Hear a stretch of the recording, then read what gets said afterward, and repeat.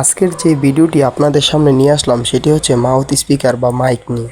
আমরা অনেক সময় মাইক চেঞ্জ করি, কিন্তু চেঞ্জ করার পর যদি মাইকটা কাজ না করে তাহলে আমরা আর গেটে দেখি না যে বোর্ডে সমস্যা নাকি মাইকের সমস্যা। আমরা মনে করি মাইকের সমস্যা, তারপর মাইকটা ফেলে দিই।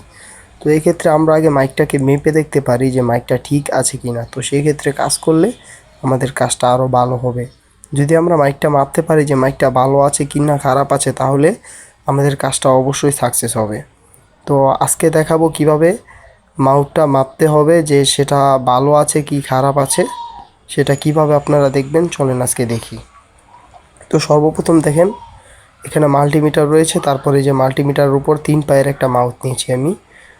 তারপর মাল্টিমিটারটাকে, এই যে মাউথটা আপনারা দেখতে পাচ্ছেন, তারপর মাল্টিমিটারটাকে নিয়ে গেলাম বিট রেঞ্জে। মাল্টিমিটারটাকে এখন আমি বিট রেঞ্জে নিব। এই যে দেখতে পাচ্ছেন মাল্টিমিটারটাকে বিট রেঞ্জে নিলাম। তো বিট রেঞ্জে কিন্তু কোনো মান দেখাবে না, সেক্ষেত্রে আপনার শুধু বিট দিবে। তো আমি যদি হোল্ডে ক্লিক করি, এখন কিন্তু মান দেখাবে। দেখতে পাচ্ছেন দশমিকটা শূন্যর আগে এসেছে, এখন আমাকে মান দেখাবে।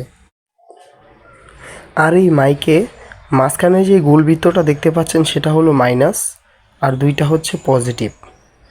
তো মান দেখানোর জন্য আমি যদি লালটাকে, অর্থাৎ মাল্টিমিটারের যে লালটাকে মাঝখানের মাইনাসে ধরি, আর কালোটাকে পজিটিভের যে কোনো একটায় ধরি, যদি সেটা ভালো হয় তাহলে অবশ্যই 550 বা 500, 600, 700, 750 এরকম মান দেখাবে। তো দেখতে পাচ্ছেন আমি এখন লালটাকে মাউথের গ্রাউন্ডে ধরবো। তো অর্থাৎ গ্রাউন্ড কোনটা, এখানে গ্রাউন্ড হচ্ছে মাঝখানের যে বৃত্তটা দেখতে পাচ্ছেন সেটা হলো গ্রাউন্ড, আর ওই দুইটা ছোট বৃত্ত এটা হচ্ছে পজিটিভ। তো ধরলাম, দেখেন এটা মান দেখাবে কত, 571 নাকি কত মান দেখাচ্ছে, যাই হোক 550-র উপরে মান দেখাইছে। তো অপোজিট সাইডে দেখি, অপোজিট সাইডে কত মান দেখাচ্ছে।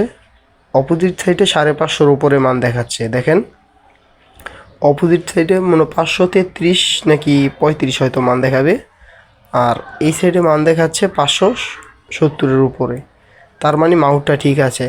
তো কিভাবে বুঝবেন মাউথটা ঠিক আছে কি না? যদি মাউথটা খারাপ হয় সেক্ষেত্রে 350, 400, 450 বা মান দেখাবেন। আর যদি ভালো হয় সেক্ষেত্রে 500, 550, 600, 750, আমি 800, 1000 পর্যন্ত মাউথের মান পেয়েছি। তো সেক্ষেত্রে ধরে নিতে হবে মাউথটা ঠিক আছে। তো আজ থেকে মাউথ লাগানোর আগে অবশ্যই মাউথটা মেপে দেখবেন যে মাউথ ঠিক আছে কিনা, মাউথটা নষ্ট হয়ে গেছে। ধন্যবাদ সবাই।